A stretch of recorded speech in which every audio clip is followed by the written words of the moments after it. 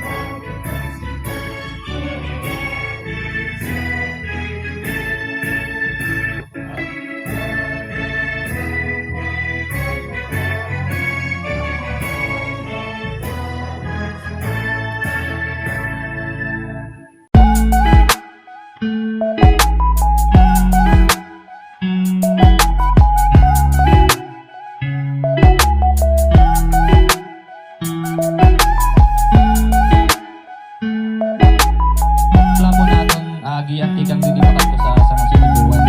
So from here, papaypayon po natin ang dalang naman to sa Barangay Buray.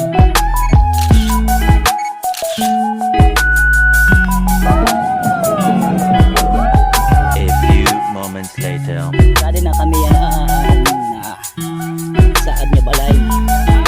Shout out.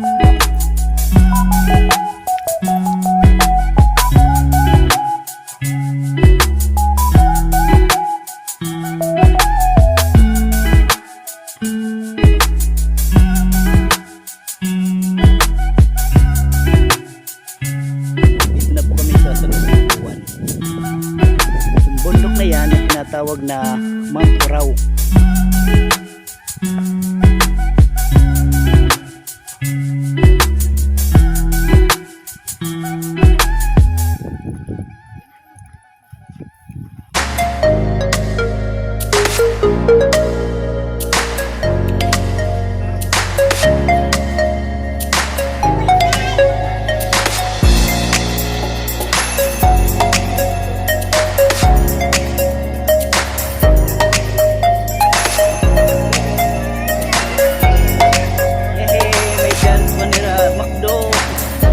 Jali Makdo. Everyone.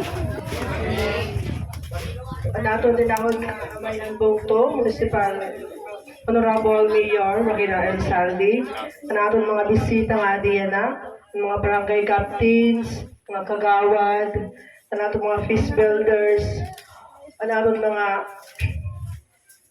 mayor nga diyan na, sir mo pa nga aga, nato una nga ngaranan ko, Lieutenant Mario D. Bautista Jr., Commanding Officer, CMO Battalion, sir. Good morning. Lieutenant Francis T. Rogayan, Commanding Officer, the 7th IB, sir. Good morning. Atong Pedro Obias, President, Tagapagligtas, Philippine Tacloban Chapter. Good morning, sir. Nato mga riders na atiya na mga magkaiba-ibang municipalities. Welcome po kamo yung awang Bugto. Biskan kung mauran, nagpadayon kamo. Salamat at iyong pagkadi. Nalilipay talaga ako kahit awang Bugto biskan. Sugad hini kaharayo.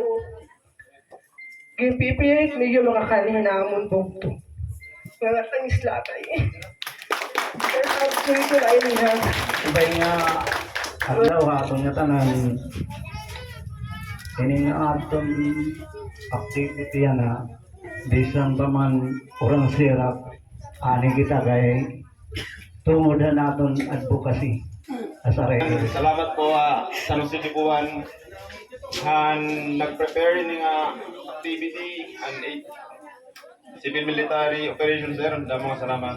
Mga riders, damo nga salamat bisan nagka-murubong ini nga aton activity.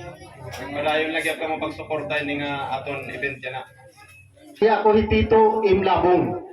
Buwananon nga presidente itong peace builder. Ako natindog yapon ng opisyal parahan saan nga balay hitong San Jose Libuan Samar. Welcome kamo parahan saan nga balay hitong San Jose Libuan. Kami adi hamong kasing-kasing kung kalayo makikita niyo ang paglarap, ang pagliyap, ang kalayo.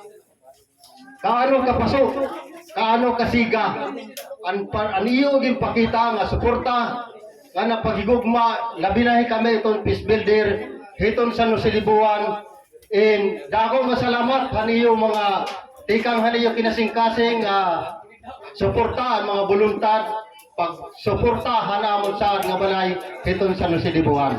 Nasiring ako iyo, in iyo mga hibulig para hamon itong mga nagbalik ka gobyerno, gingkagarawat namon hing kinasing-kasing, nga diri masasayang nga naton pagburubligay, magkakaupod kita dugtog, nga tuha katapusan, nga maging talwasit aton nasa upod na itong San Jose Libuan.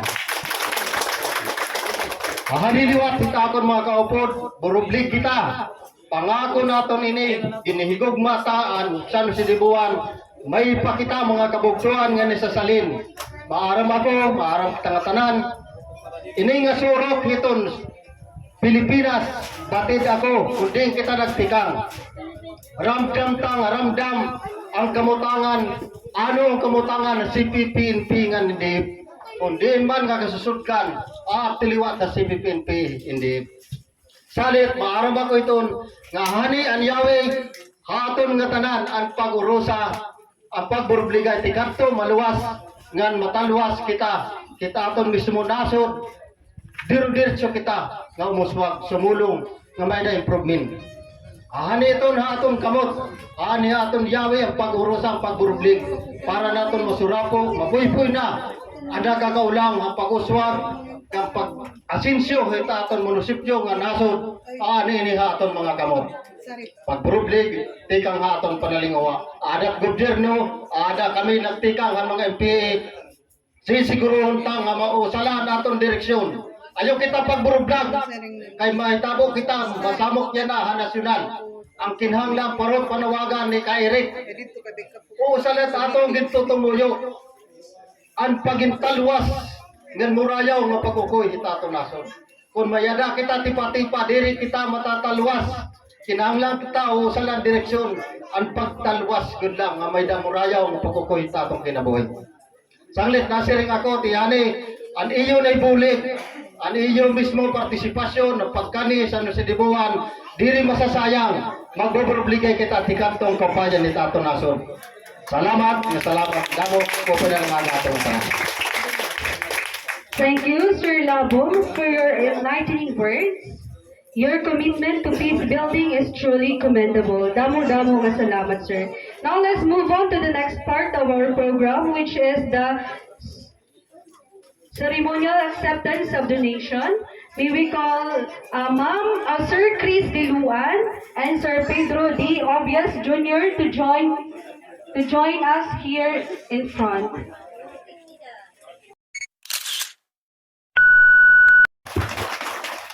Maupay na aga sa atong tanan. Tama ba? Yun lang yung masasabi kong waray. Kasi yun pa lang yung natutunan ko. So, magandang umaga sa lahat. Una sa lahat, lubos kaming nagpapasalamat ng Philippine Army 87 IB and CMO Battalion sa pagpunta nyo dito sa San Jose Libuan. And nasabi naman ni Honorable Crystal Jean Elizalde na napakasaya. Yeah, na mangiyak-iyak ka pa ma'am kanina. Seeing you na makapunta dito sa San Jose de Buwan. So bigyan ko lang ng background bakit ito yung venue natin. Ano yung, saan nga balay? Ano yung Tagalog niya? Ano Tagalog sa atin? So tama yun. So medyo pagpasensyahan nyo na kung medyo maputik. Pero dito talaga sa San Jose de Buwan, laging umuulan. And we're so fortunate na napakaganda ng araw ngayon. Palakpakan natin. So, itong saan nga balay, ito yung bahay pangako para sa mga peace builders natin or yung tinatawag natin former rebels. So, ito na yun. Para sa kila Tito Labong to, para sa grupo nila Tito Labong. Kasi na-identify natin na yung mga kababayan natin na dating nasa NPA, pag bumaba sila, isa sa mga problema nila is saan sila titira. So, ito yung napili nating site. And kung makikita nyo, 10 bahay to currently tinatayo. So, ang isang bahay is 7 by 7 square meters. Pwede nyong pasukin mamaya yan. And may dalawa siyang kwarto, may CR, and meron rin siyang, kompleto siya, makukompleto siya ng amenities. So sabi ko nga, sa mga peace builders natin, napakaswerte nyo. Kasi 7 by 7 is 49 square meters, di ba? Ako, taga Manila talaga ako. So sa Manila, yung mga nagtratrabaho ng 8 to 5 sa Makati, bibili ng condominium na ilang square meters lang. 21 square meters lang, worth 2.3 million. Dito sa San Jose de Buwan, napakalawak ng lupain, fresh air, nandito pa yung sa Adga Palay, so napakaganda talagang simula sa mga peace builders natin. So palakpakan natin yung mga peace builders natin. And I've learned mostly ng mga riders natin is from Tacloban. Summer. So Tacloban. Tacloban is a city. Pero ang San Jose de Buwan is Municipal. dito barangay municipality siya. 5th class. I think if I'm not mistaken, 4th class municipality. So makikita nyo yung diferensya ng asenso nung sa Tacloban and itong nandito sa San Jose de Buwan. Kung sa Tacloban, itong San Jose de Buwan, kumbaga parang barangay lang di ba? Pero ito na yung munisipyo. Ito na yung sentro ng San Jose de Buwan. So kaya kanina, that will explain bakit napaka-emotional ni Vice Mayor. Kasi bibihira lang talaga yung nakakapunta dito. And talaga, kahit ako, napaka-thankful. Salamat sa mga riders natin, especially sa Tacloban North and Tacloban South Chapter. So this will bring, ang gusto namin sana na makarating is yung San Jose de Buwan, mawala yung notion niya na kumbaga nakakatakot puntahan. Yes, nasa looban siya, di ba? Yun yung dito, yun yung exciting sa ride dito Siguro pag sa Tacloban, sanay kayo na sementado, walang lubak. Dito sa papunta sa San Jose de Buwan, medyo dahil umuulan nga, nandun yung thrill, nandun yung risk. Pero ang gusto namin, pagbalik nyo sana po sa inyong mga bahay, masabi nyo na itong San Jose de Buwan is peaceful and pwedeng puntahan. And sa summer, kung nakikita nyo yung Mount Horao, kung hindi nakakaalam, yan ang pinakamataas na bundok sa buong Samar Island. So, naakyat yan. May tropa tayo doon sa pinakatuktok niyan. And sa summer, i-open natin yan for hiking. Actually, nakaakyat na nga si Miss Taco eh. Si Eric sa Tok-Tok. Mga ilang hours akyat? Kaya 2 hours? So, 3 hours na akyat, maakyat na natin yung Tok-Tok. And kita nyo naman, napakaganda. ang Zipline. iniisip namin is Zipline. ride kayo dito, overnight tayo dun sa taas. Overnight sa taas. Dun sa taas. Sir, wala bang zipline? Wala pa. By zipline daw. Wala. So yun. Zipline na pataas. Yun yung ma-offer namin, yung sinasabi ko sa mga kay Vice, kay Mayor sa San Jose City 1. Yun yung ma-offer natin dito. Kasi yung mga tao, sanay na sa syudad, di ba? Itong bulubundukin, nature, fresh air, kita-kita nyo, green na green. Puro puno pa. Yan ang ma-offer ng San Jose City 1. And dahil peaceful na siya, nakita nyo naman kay Tito Labong, handa na mag-cooperate yung mga peace builders natin. We're hoping na someday, from 4th class municipality, umangat yung San Jose de Buan na umabot na maging para na rin siyang Tacloban City. Diba? So, kaya po natin yan, basta sama-sama tayo.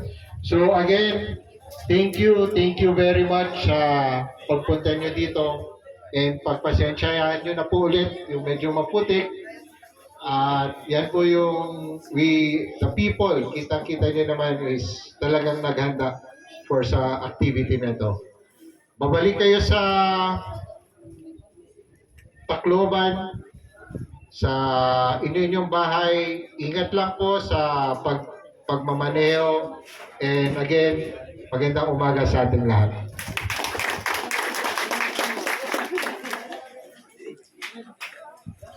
All right, thank you, sir, for your inspiring words of wisdom and encouragement.